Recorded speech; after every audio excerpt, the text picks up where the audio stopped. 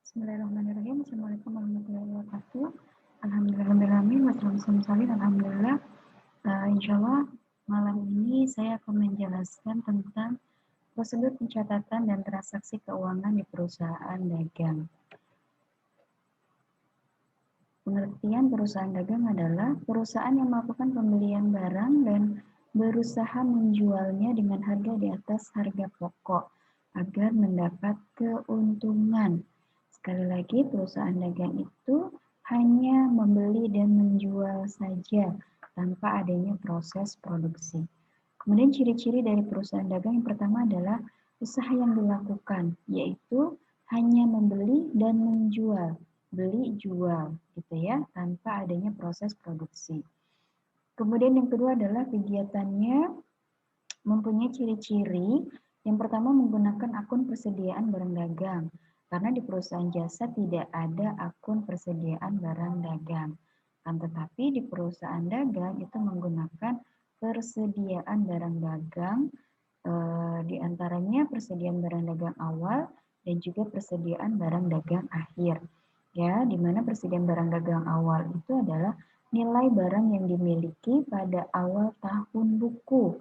Sedangkan persediaan barang dagang akhir itu adalah nilai barang yang dimiliki oleh perusahaan pada akhir periode akuntansi. Kemudian adanya perhitungan harga pokok penjualan sehingga kita tahu berapa keuntungan yang akan diperoleh. Kemudian yang ketiga adalah adanya laporan laba rugi yang menggunakan bentuk single step ataupun multiple step. Nanti di materi berikutnya akan kita jelaskan bagaimana menyusun laporan laba rugi.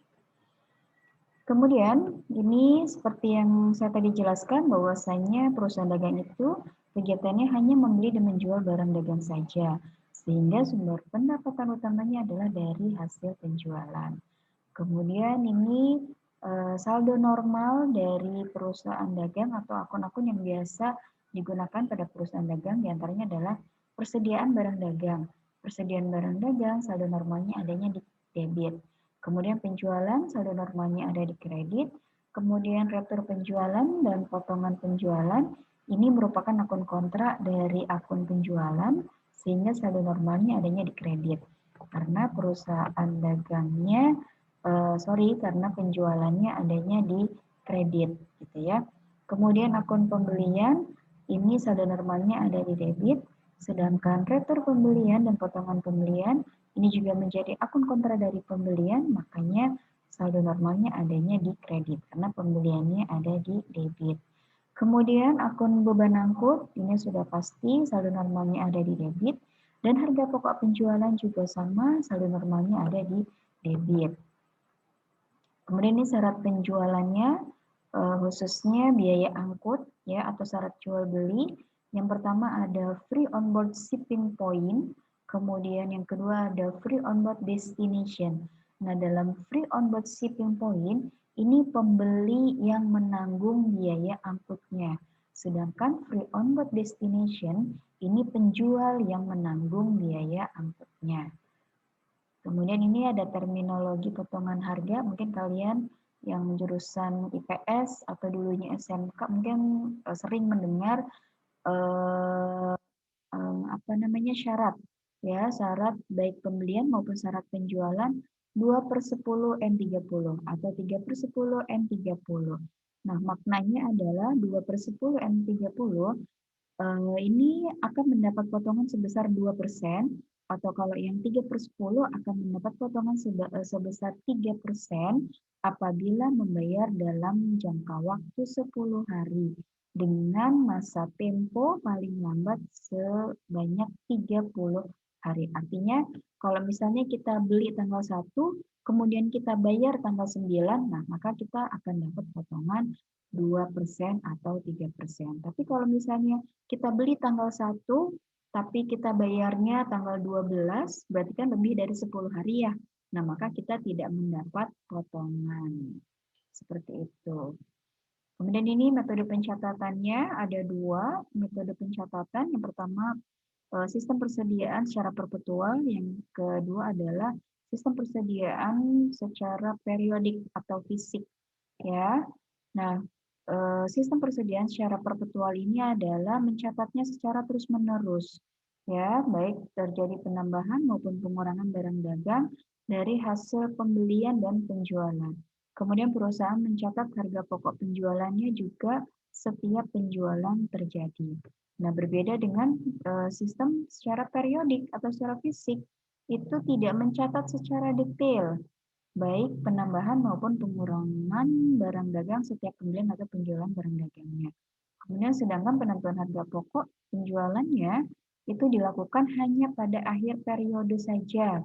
Ya, nah ini perhitungannya persediaan barang dagang awal itu ditambah dengan pembelian bersih yang diperoleh dari pembelian dikurangi retur dikurangi diskon kemudian ditambah dengan transport atau biaya masuk, ini menjadi harga pokok barang yang dibeli, dan ketika ditambahkan dengan persediaan barang dagang awal, ini menjadi barang tersedia untuk dijual. Barang tersedia untuk dijual dikurangi dengan persediaan akhir, maka inilah yang disebut dengan harga pokok penjualan. Kemudian ini metode pencatatan persediaannya, ya secara gambar bisa kalian lihat perbedaannya, ya. Dan itu menjadi pertimbangan ya. Dan ini jurnalnya ya baik secara periodik dan juga secara perpetual. Misalnya pembelian barang dagang ini yang secara kredit ya. Jika menggunakan sistem fisik gitu ya, maka jurnalnya adalah pembelian di debit, kemudian di kreditnya adalah hutang. Nah, apabila pembelian tunai berarti pembelian di debit, kreditnya adalah kas. Kemudian kalau secara perpetual, nah ini bedanya. Tadi di debitnya pembelian, nah apabila menggunakan perpetual, ini di debitnya adalah persediaan barang dagang. Jadi ketika kita beli, itu langsung masuk menjadi persediaan barang dagang. Itulah perbedaan antara secara sistem secara fisik dan juga secara perpetual. Ya, kemudian retur penjualan ataupun retur pembelian ini juga sama. Ya, di debitnya utang dagang, kemudian di kreditnya adalah retur pembelian. Nah, sedangkan yang menggunakan perpetual di debitnya adalah utang dagang, sedangkan di kreditnya adalah persediaan barang dagang. Kemudian biaya angkut di periodic system itu langsung diakui ya di debitnya biaya angkut, kemudian di kreditnya adalah kas, sedangkan menurut sistem perpetual di debitnya adalah persediaan barang dagang. Kemudian ketika melunasi hutang ya secara periodik ini di debitnya hutang dagang, kemudian di kreditnya ada kas dan juga potongan pembelian. Nah, secara perpetual juga sama untuk pelunasan. Di debitnya hutang dagang, di kreditnya kas dan persediaan barang dagang. Nah, ini perbedaannya ya. Kalau tadi secara periodik di kreditnya potongan pembelian, tapi secara perpetual di kreditnya diakui persediaan barang dagang. Kemudian penjualan barang. Ini juga sama penjualan barang dagang yang secara kredit ya. Kalau misalnya secara tunai berarti debitnya adalah kas. Ya, kalau ini secara periodiknya di debitnya piutang penjualan, piutang dagang sorry, di kreditnya ada penjualan.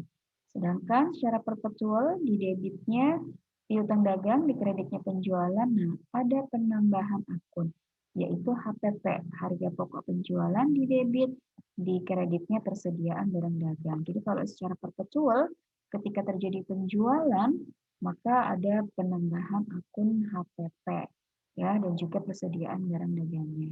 Kemudian retur penjualan juga sama ya sistem periodiknya di debitnya retur penjualan, di kreditnya piutang dagang.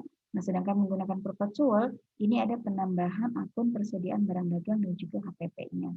Begitu juga ketika menerima pelunasan, ya menerima pelunasan piutang, kasnya di debit ini secara periodik ya. Kemudian di debitnya lagi ada potongan penjualan, di kreditnya piutang dagang. Nah, kan tetapi di perpetual ini juga sama. Ya, kasnya di debit, potongan penjualannya di debit, kemudian di kreditnya piutang dagang. Jadi hanya pelunasan piutang saja yang sama ya jurnalnya. Kemudian ini ilustrasinya Yang pertama adalah ilustrasi transaksi pembelian. Misalnya pada tanggal 2 Oktober 2013 perusahaan membeli barang dagang dari UD Makmur dengan syarat 2/10 M30 sebanyak 100 unit dengan harga per unitnya itu adalah 750.000. Nah, ini jurnal awal ya. Nah, secara periodik itu kita mencatatnya pembelian di debit, kemudian di kreditnya adalah hutang dagang karena tadi ada syarat ya 2/10 M30 yaitu sebesar 75 juta dari 100 dikalikan 750.000. Kemudian kalau yang menggunakan perpetual jurnalnya adalah debitnya persediaan barang dagang, di kreditnya adalah hutang dagang. Jadi sudah jelas ya perbedaannya antara yang diwarnai merah ya pembelian dengan persediaan barang dagang. Kemudian kalau transaksi retro pembelian ini juga pokoknya yang diwarnai merah-merah itulah perbedaan dari sistem periodik dan juga sistem perpetual. Ya, di sini contohnya pada tanggal 4 Oktober 2013 dikembalikan sebagian barang dagang kepada UD Makmur karena barangnya rusak. Ya, ini retur pembelian sebanyak 4 unit katanya. Nah, secara periodiknya dicatat atau di jurnal, di debitnya utang dagang, di kreditnya retur pembelian, yaitu sebesar 3 juta. Dari tadi ya, 4 unit, 1 unitnya kan 750, jadi tinggal dikalikan. Kemudian menggunakan perpetual, di debitnya utang dagang dan di kreditnya persediaan barang dagang. Nah, ini juga sudah jelas perbedaannya antara periodik dengan perpetualnya. Kemudian ilustrasi biaya angkut. Misalnya di tanggal 5 Oktober 2013 menerima tagihan biaya angkut dari PT Pos sebesar 500.000 dibayar tunai. Nah, secara periodiknya di debitnya beban angkut pembelian 500.000, kemudian di kreditnya adalah kas karena tadi secara tunai. Sedangkan yang menggunakan perpetual di debitnya persediaan barang dagang, di debit, kemudian di kreditnya adalah kas sebesar 500.000. Kemudian ini yang pelunasan hutang, artinya dari transaksi pembelian tadi. Ya, pada tanggal 8 Oktober perusahaan melunasi seluruh hutangnya kepada UD Makmur. Nah, tadi kan 2/10 ya syaratnya. Nah, ini yang menggunakan sistem periodiknya, utang dagang di debit, karena tadi ketika di awal hutang dagangnya di kredit. Nah, ketika dibayar sudah pasti di balik gitu ya, ataupun posisinya habis gitu, karena ini dibayar seluruhnya. Yaitu utang dagangnya sebesar 72 juta, karena tadi 75 juta dikurangi retur sebesar 3 juta. Ya, jadi utang dagangnya hanya 72 juta. Kemudian kasnya 70 juta 560 karena tadi ada potongan 2/10 yaitu sebesar 1.440. Kemudian jika menggunakan sistem perpetual di debitnya utang dagang sebesar 72 juta sama ya setelah dikurangi retur pembelian tadi, kemudian di kasnya 70 juta 560. Nah, perbedaannya di sini. Kalau tadi secara periodik potongan pembelian diakuinya, sedangkan secara perpetual diakui persediaan barang dagang yaitu sebesar 1.440.000. Kemudian ilustrasi transaksi penjualan kredit. Ini pada tanggal 8 Oktober 2013 perusahaan menjual barang. Ini juga sama kepada toko amanah dengan syarat 1/10. Ini artinya penjualan secara kredit karena ada syaratnya. Ya, sebanyak 80 unit dengan harga unitnya 850 per unit. Tinggal dikalikan dengan 80. Pencatatan secara periodiknya di debit piutang dagang yaitu sebesar 68 juta, di kreditnya penjualan sebesar 68 juta juga dari 80 dikali 850 per unit. Kemudian pencatatan secara perpetualnya di debit piutang dagang sebesar 68 juta juga, dan di kreditnya juga sama yaitu sebesar 68 juta yaitu akun penjualan. Ya. Nah, kemudian ada penambahan kalau di sistem perpetual yaitu HPP ya atau harga pokok penjualan di debit sebesar 60 juta, kemudian di kreditnya persediaan barang dagang sebesar 60 juta. Kemudian ini yang secara transaksi retur penjualan. Ya, pada tanggal 10 Oktober 2013 menerima pengembalian barang. Nah, ini berarti retur penjualan nih. Ya, karena rusak sebanyak 2 unit. Ketika dicatat secara periodik di debit retur penjualan 2 unit 1.700.000 tadi 80 ya, 850 per unitnya ya. Kemudian dikredit piutang dagang 1.700.000. Nah, ketika dicatat secara perpetual, ini ada penambahan HPP ya, seperti tadi. Jadi di debitnya retur penjualan sebesar 1.700.000, kemudian piutang dagangnya 1.700.000 dan persediaan barang dagang 1.500.000 dan di kreditnya harga pokok penjualan 1.500.000 setelah dikurangi retur ya. Kemudian ilustrasi transaksi pelunasan piutang ini misalnya pada tanggal 15 Oktober 2013 menerima pelunasan dari toko amanah tadi ya.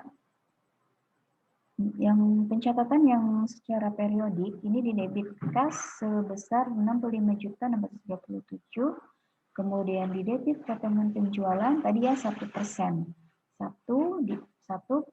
per 10 kan tadi ya, dikali dengan 68 juta tadi. Kemudian maka didapatkan potongan penjualannya adalah 663 setelah dikurangi retur tadi ya, setelah dikurangi retur penjualan. Kemudian yang menggunakan sistem perpetualnya adalah sama ya, kas di debit 65.637, kemudian potongan penjualannya 663 di debit, kemudian di kreditnya piutang dagangnya hanya menjadi 66,3 juta setelah dikurangi retur penjualan tadi. Kemudian ini bagian-bagiannya atau nama akun-akunnya ya, ini yang disebut dengan akun real atau biasa yang ada di neraca atau yang ada di laporan posisi keuangan. Ada aset lancar, ada aset ya, di mana aset itu terbagi dua, ada aset lancar dan juga aset tetap. Urutannya adalah aset lancar itu adalah yang mudah cair terlebih dahulu ya. Kas di sini artinya yang cepat diuangkan, yang bisa diuangkan cepat gitu ya. Sedangkan aset tetap adalah yang paling lama penyusutannya. Nah, tanah ini tidak mengalami penyusutan. Ya, ketika misalnya ada gedung, ada bangunan, berarti setelah tanah itu gedung, kemudian baru bangunan. Kemudian ada di samping kirinya itu ada kewajiban atau liabilitas. Ya, misalnya contohnya ada utang usaha, utang gaji, kemudian sewa diterima di muka, ini termasuk utang. Kemudian ada juga wesel bayar, ini termasuk utang. Kemudian masih di sebelah kiri ada ekuitas, ya, ada modal, kemudian ada penarikan atau privo biasanya, kemudian ada juga ikhtisar laba rugi dari laba yang berjalan. Kemudian ini yang disebut dengan akun nominal atau biasanya ada dalam laporan laba rugi. Ya, ada pendapatan dan juga biaya-biaya atau beban-beban. Ya, di sini ada pendapatan dari hasil utama, ya, ada penjualan, ada retur dan potongan penjualan, kemudian ada diskon, kemudian ada pendapatan lain-lain, misalnya dari pendapatan sewa. Ada juga biaya dan beban, dan ini biaya dan beban yang secara operasional, kemudian ada juga beban lain-lain. Oke, mungkin itu yang bisa saya sampaikan untuk materi malam ini. Selamat belajar.